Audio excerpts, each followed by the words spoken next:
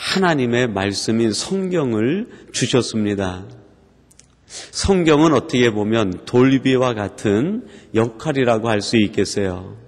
성경을 보면서 우리는 하나님의 무엇을 듣습니까? 하나님의 음성을 듣게 됩니다.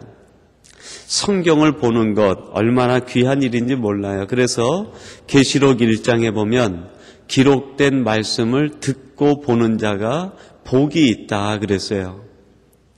하나님의 말씀을 듣고 보는 사람이 얼마나 복된 사람인가. 제가 서두에서도 34장 1절에 여호와께서 모세에게 이르시되 그랬어요. 하나님의 음성을 듣고 사는 인생, 얼마나 행복한 삶이고 축복된 인생에 그 걸음으로 들어가는 첫 단계인지 모릅니다.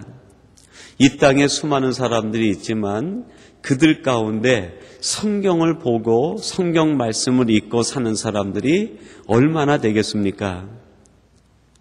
그 하나님의 말씀을 듣고 보는 것도 은혜고 축복인데 이 말씀을 듣고 보는 순간에 하나님께서 주시는 내게 주시는 음성을 듣는 것, 하나님께서 내 귓가에 속삭이는 음성을 들을 수 있는 사람, 얼마나 축복되고 얼마나 큰 은혜 가운데 있는 사람인지 모릅니다. 그러나 여러분, 하나님께서 우리에게 성경을 주신 의도와 목적과 의미가 무엇입니까? 하나님의 음성을 듣는 것으로 끝나는 것이 아니라 하나님의 음성 속에서 내 마음을 헤아리라 하는 것입니다. 아마 우리 부모님들이 그 자녀들을 키워갈 때 여러 자녀들이 여러분에게 있을 텐데요. 그 자녀들을 이렇게 보면 자녀들이 구분이 되는 것 같아요. 어떤 자녀들은 그냥 엄마 아빠를 그냥 평상시처럼 늘 보고 스쳐 지나가는 자녀들이 있는가 하면 어떤 자녀는 정말 부모의 말을 경청하는 자녀들이 있는 것 같아요. 그런데 그거보다 더 귀한 자녀, 더 사랑이 가는 자녀는 어떤 자녀들이 더 사랑이 갑니까? 그 부모의 마음을 헤아리는 자녀들, 그 부모의 마음을 아는 자녀, 그 자녀들이 우리 부모들에게 더 귀하게 느껴지고 사랑스럽게 여겨지는 것 아니겠습니까? 하나님께도 이 땅에 있는 수많은 사람들 중에 아버지의 마음도 그럴 것 같아요.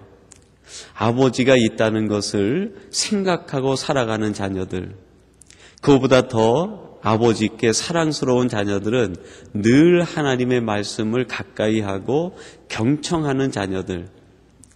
아버지의 마음이 가장 많이 가는 자녀는 어떤 자녀일까요? 하나님 아버지의 마음을 헤아리는 자녀. 그 자녀들에게 더 큰 마음이 가는 것 아니겠습니까? 오늘 성경 말씀에 보면 하나님께서 돌비를 두 번째 전해주고 있습니다. 첫 번째 준 돌비를 모세가 깨뜨리게 되고 두 번째 돌비를 주시게 되죠. 모세가 실수를 한 것인지 또 어떤 과정인지 우리가 신학적으로 그 과정을 살펴볼 필요가 있겠지만 두 번째 돌비를 주셨다는 게 아주 큰 의미가 있습니다. 두 번째 돌비를 주었다는 것은 강조의 의미가 있어요. 그리고 절대적이라는 의미가 있고 세 번째는 다시는 기회가 없다, 그런 뜻이 있습니다. 한 번 돌비를 주시고 그것이 깨뜨려진 다음에 두 번째 돌비를 하나님이 모세와 이스라엘 백성들에게 주셨을 때 아버지의 마음은 어떤 마음일까요? 강조하는 의미가 있죠. 너희들은 이 말씀을 쫓아 살아야 된다. 어떠한 경우가 있어도 너희들은 이 말씀대로 살아야 된다. 그리고 그것이 절대적인 의미가 있어요. 만약에 하나님께서 절대적인 의미가 없다고 하면 두 번째 돌비를 새겨서 주실 까닭이 없는 것이요. 깨뜨려졌으면 깨뜨려진 대로 방치해도 될 텐데 두 번째 돌비를 준 것은 이것이 우리 인생에게 절대적으로 필요하다고 하는 의미가 있습니다. 이것이 없으면 너희들은 죽는다는 것이죠. 두 번째 돌비를 우리에게 주신 것은 우리의 생명이 어디에 절대적으로 의존되어 있는가? 아버지의 마음을 헤아리고 아버지의 말씀을 듣는데 절대적으로 의존되어 있다는 것입니다. 아버지의 말씀을 우리에게 두 번째 주신 이 의미 가운데 세 번째 담겨있는 의미가 있는데 그것은 무엇입니까? 종말론적인 의미가 있습니다. 이 말씀을 놓치는 사람은 다시는 기회가 없다는 것이죠. 한 번 기회를 상실했다 하더라도 두 번째 하나님이 주신 이 기회를 놓치게 되면 우리에겐 영원한 기회가 없다는 것입니다. 두 번째 돌비를 주신 이것을 많은 구약학자들은 기독론적으로 해석하는데 첫 번째 돌비를 율법이라고 해석을 합니다. 그리고 두 번째 주신 이 돌비를 그리스도, 말씀이신 그리스도라고 해석을 합니다. 율법을 놓치는 것 아직 기회가 있습니다. 그러나 그리스도를 놓치게 되면 그것은 영원한 기회를 상실하는 것과 같다는 것입니다. 여러분, 아버지께서 우리에게 말씀을 주셨을 때 그 말씀을 보고 읽는 것도 복되지만 그 음성을 듣는 것이 얼마나 귀한 삶이요 축복인지 모릅니다. 그러나 그보다 더 귀한 것은 그 음성 속에 담겨있는 아버지의 마음을 헤아리는 것이죠. 모세는 아버지의 마음을 헤아렸습니다. 그리고 아버지의 마음을 쫓아 아버지의 마음을 헤아리면서 살아가는 사람이 되었습니다. 이스라엘 백성들은 이제 돌비를 통해서 음성을 듣고 아버지의 마음을 헤아리기를 원하면서 살아가게 됩니다. 여러분, 오늘 우리도 아버지의 말씀인 성경을 보면서 하나님의 음성을 듣고 하나님의 음성 속에 담겨있는 아버지의 마음을 헤아리는 사람이 돼야 될 것입니다. 그러면 두 번째 돌비를 주신 아버지의 마음은 무엇입니까? 강조의 의미가 있는 거죠. 너는 이 말씀대로 살아야 된다. 말씀대로 살아야 된다. 이 말씀은 절대적입니다. 이 말씀을 놓치는 순간 우리에게는 죽음이 임하게 되고 우리의 삶은 다시 회복될 수 없을 것입니다.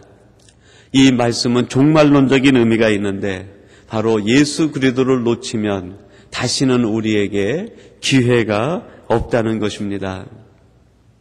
아버지께서 우리에게 돌비를 주시고 이 돌비를 통해서 아버지의 마음을 보여주신 이 강조의 의미를 우리는 새기고 또 새기고 또 새겨야 될 것입니다. 그럼 아주 구체적으로 이 말씀 속에 담겨있는 아버지 마음에 강조하시고 절대적이라고 말씀하신 이것을 놓치면 죽는다고 하신 그 말씀의 핵심에 담겨있는 아버지의 마음은 무엇일까요? 우리와 교제하기를 원하시는 아버지의 마음입니다. 여러분 6절에 보면 그렇게 말씀이 시작됩니다. 여호와께서 그의 앞으로 지나시며 그랬어요. 하나님께서 모세 앞으로 지나시고 이스라엘 백성들이 모인 회중 앞을 지나셨다 그렇게 얘기합니다. 그들과 함께 교제하기를 원하시는 아버지의 마음이 담겨 있는 것이죠. 지금도 하나님은 우리 마음속에 들어오셔서 우리와 교제하기를 원하십니다. 나는 너와 교제하기를 원한다. 성경의 마지막 책 계시록에 보면 이런 말씀이 있습니다. 볼지어다 내가 문 밖에 서서 두드리노니 누구든지 내 음성을 듣고 문을 열면 내가 그에게로 들어가 그로 더불어 먹고 그는 나로 더불어 먹으리라. 창세기 1장에서 하나님은 우리와 함께 교제하기를 원하시고 성경의 마지막인 계시록에 보니까 하나님이 우리 안에 들어와서 함께 먹고 마시기를 원한다고 말씀하고 있습니다. 성경 전체는 아버지의 마음이 담겨 있는데 그 마음의 첫 번째가 무엇입니까? 나는 너와 교제하기를 원한다. 여러분들은 이 땅을 살아가면서 정말 여러분 가까이에 두고 싶은 것이 무엇이라고 생각합니까? 어떤 사람들은 세상에 있는 부귀 영화를 가까이 두고 살아가기를 원합니다. 어떤 사람들은 세상에 있는 권력을 가까이 두고 교제하기를 원합니다. 이렇게 갈라져 살아가는 수많은 사람들의 마음 속에 하나님이 우리에게 주시는 첫 번째 아버지의 마음은 나는 너와 교제하기를 원한다. 여러분 매일매일 순간순간 하나님과 교제하시는 성도님들이 되시기를 바랍니다. 아버지와 더불어 먹고 하나님과 더불어 생각을 나누고 아버지의 마음을 함께 나눌 수 있는 깊은 교제 가운데 살아가는 성도들이 되시기를 주님의 이름으로 축원합니다. 그리고 두 번째 담겨있는 아버지의 마음은 내가 너를 영원히 사랑한다 하는 것입니다. 여러분 7절에 보니까요, 인자를 천대까지 베풀며 그랬습니다. 인자를 천대까지 베풀며. 지금 이 이스라엘 백성들은 하나님 앞에 회복될 수 없는 죄를 지은 백성들입니다. 자신들을 애굽에서 구출해냈음에도 불구하고 하나님의 형상을 만들어 놓고 이것이 우리의 신이라고 얘기하는 그 백성들을 향해서 하나님이 선포하는 말씀이 무엇입니까? 내가 너희들을 사랑한다. 내가 너희들을 사랑한다. 너희들이 어떠한 형편에 있든지, 너희들이 어떠한 죄를 지었든지, 너희들이 어떠한 모습이든지, 그럼에도 불구하고 나는 너희를 사랑한다.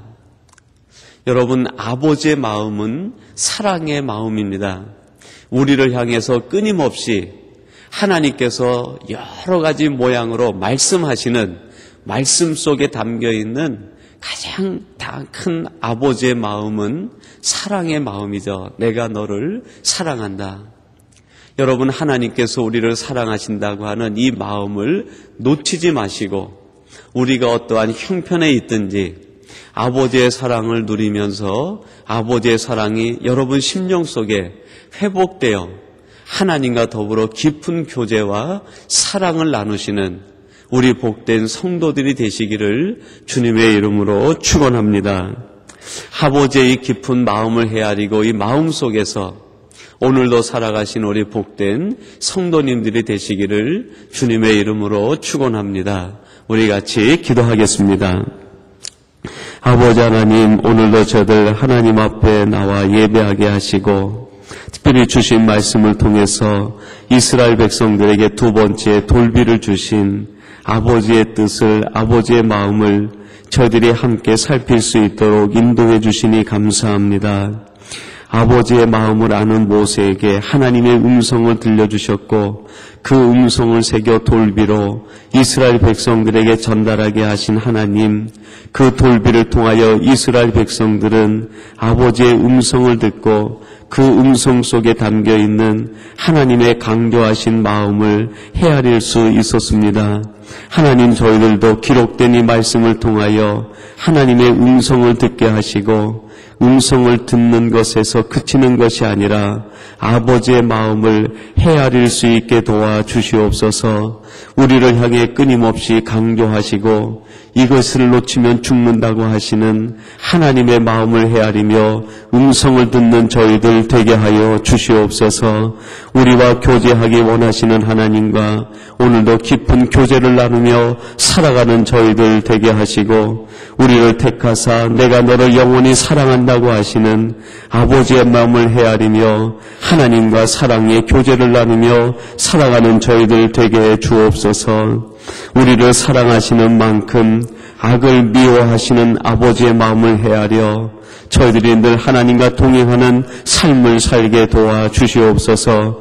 오늘도 이 새벽을 깨우며 하나님 앞에 기도하고 하루를 시작하시는 주의 백성들이 이러한 하나님의 사람들이 되게 하시고 오늘도 우리의 걸음걸음이 하나님과 깊은 교제와 사랑을 나누는 시간들이 되게 하여 주시옵소서. 우리의 걸음을 친히 인도해 주실 줄로 믿사옵고 예수님의 이름으로 기도하옵나이다. 아멘.